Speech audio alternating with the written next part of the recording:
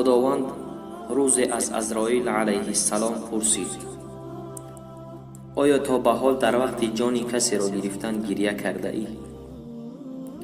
عزراییل جواب داد: یک بار خندیدم، یک بار گریه کرده ام و یک بار دیگر ترسیده ام.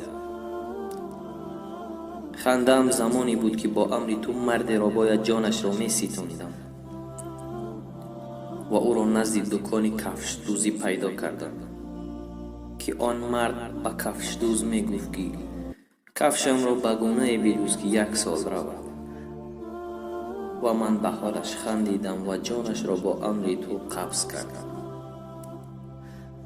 گریه‌ام زمانی بود که به من دستور دادی تا جان زن را گیرم که در بیابان تفسان و به آب و درخت بود و هم در حالت زایمان، و بعد زایمانی آن زن جانش را قبض نمودم و به حال طفلک نوزاد گریه کردم.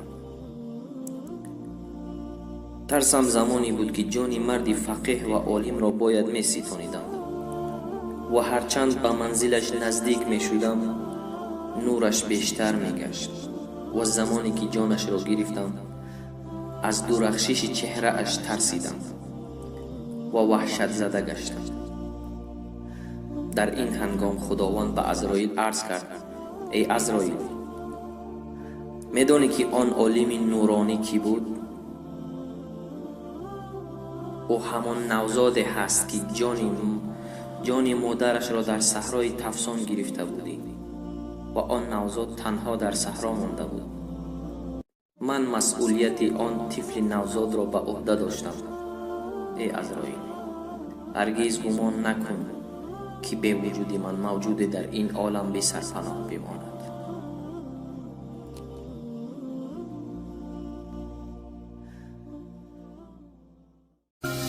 اگر دردی کند جانت فقط مادر می سوزد، بشم ای قلبی سوزاند فقط مادر می سوزد. مسافر گردی و تنها در این دنیای پر غوغا، حبیبی دل پریشانه فقط مادر می سوزد. مسافر گردی و تنها در این دنیای پر غوغا، حبیبی دل پریشانت فقط مادر